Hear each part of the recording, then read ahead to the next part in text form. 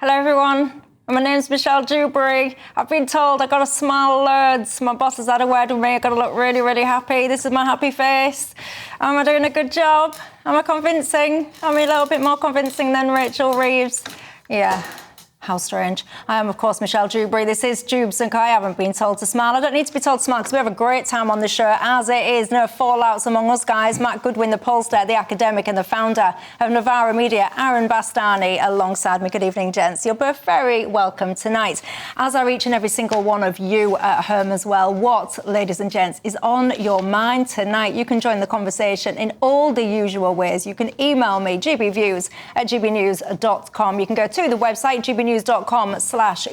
Of course, you can tweet or you can X me.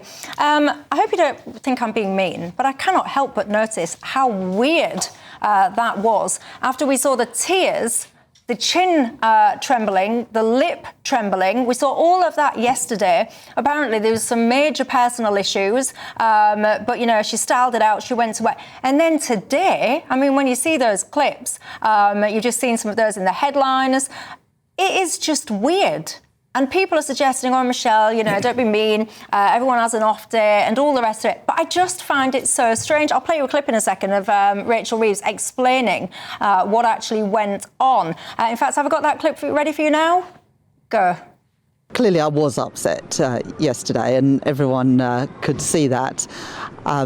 It was a personal issue, and I'm not going to go into the details of that. But my job as Chancellor at 12 o'clock on a Wednesday is to be at PMQs next to the Prime Minister, supporting the government, and that's what I try to do. Got it. Roger that. I mean, is that weird, or am I just being a little bit mean? I think the whole thing's very strange. And I was thinking today, you know, I'd have more sympathy for Rachel Reeves if she wasn't doing such a bad job at wrecking the UK economy. But I just really think she's not up to the job. And I found it quite embarrassing that here's a person who is in charge of our economy. We're now having to see this morning, you know, read into her appearance. Is she up to the job? Is she getting over this obvious breakdown of some description? And I'm worried. I'm worried about the direction of the country under Reeves. Well, we'll come on to that, worry not. But do you find this odd? Am I just being a bit mean? I think Rachel Reeves on Instagram and social media needs to do a sort of partnership with whoever is responsible for that makeup artistry. Yeah. And the foundation, the brand of foundation she's using, obviously phenomenal. Sign me up, baby. They should do some sort of, you know, affiliate marketing. You know, I can get it for my wife for her birthday. Extra, not that she needs it, not that you need it, Charlotte. Immaculate skin. It's just extraordinary. It was like magic. It was like looking at an Instagram filter. Very, very, very odd. There is a huge decline in trust in politicians, in the overall establishment, the ruling class. And personally, I think things like what happened yesterday and then the complete change today, just bizarre. And I don't think it helps us connect, if you would like, to our political leaders. What do you think? But of course, it is the eve of that victory for the Labour Party. Was you in Essex with us, by the way, that night? One of the best nights I've ever had. Absolutely fabulous if you was, and if you wasn't, you missed out, quite frankly. But anyway, look at this.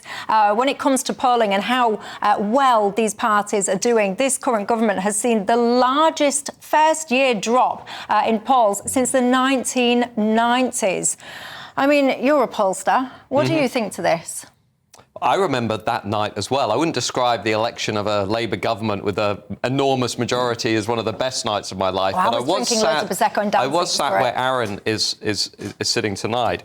And the point I made on that night is everybody was getting carried away. And I was saying, actually, this is a party coming into government on one of the lowest shares of the vote for any incumbent government in recent history. And it was, as we said on the night, a loveless landslide. Now, from that starting point, what you then saw through Freebiegate, through Southport, through the immigration crisis, through the weak economic growth rates, through the spiralling chaos in the economy, you know, through the diminished standing on the international stage.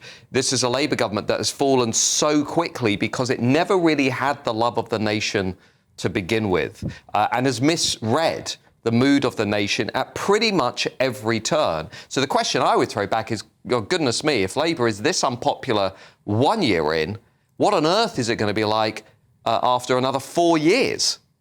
Aaron Bastani, what do you think when you hear about these polls and the shocking performance so far? So they got 33.7% last July, a year ago tomorrow. I don't think that should be the baseline, though, because, of course, there were opinion polls before that election, about 3-4 months before that election, where Labour were polling sometimes above 50%.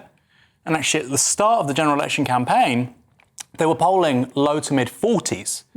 So then you think, well, actually, in the space of about 13, 14 months, half of their votes disappeared, right, which is quite extraordinary. And I think Matt's right about misreading the mood of the country, but also the challenges they faced. I think Keir Starmer genuinely believed that he just needed to turn up, be the adult in the room, have a smart haircut, have an ill-fitting suit, be, Mr. Professional, Mr. CPS, Mr. Darcy, Mr. Lawyer, and everything would be fine. The reality is that we're paying £100 billion plus a year to service our national debt. The deficit's £120 billion. We've had zero productivity growth for 17 years. That last one, nothing to do with him, by the way.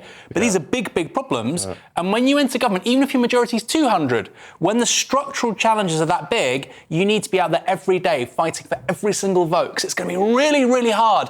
And what's the first thing they do?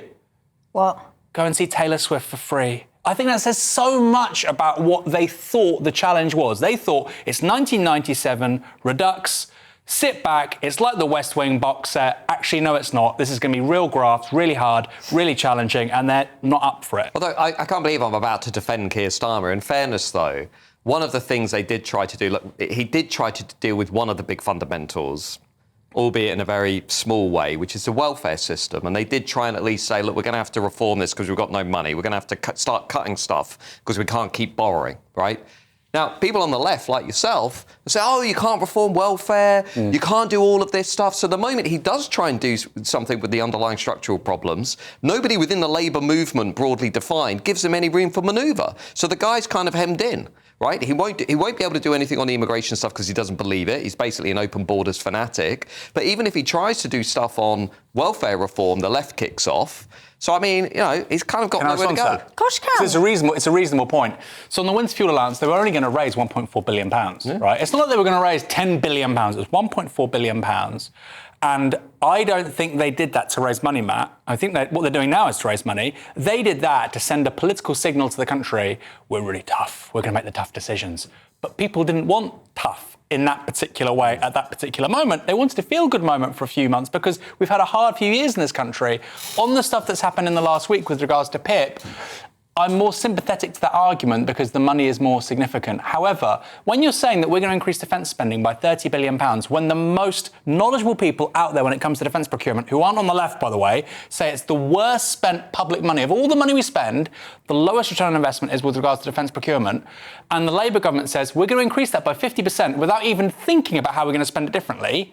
I think it's mad the week after, the month after, to then say, you know what, we're going to take money off the poorest people in this country. I don't think it makes any sense. Richard has got in touch and said, Michelle, am I the only person out here who thinks Rachel Reeves is a good chancellor? She's fighting against the tide of giant state spend mentality. I feel sorry for her. She's trying to do the right thing. And all she does seems to be well thought out and fair. What planet are you lot on? I don't know. You lot at home, what planet are you on? Do you agree with Richard? Am I being a bit of a meanie? Get in touch, all the usual ways.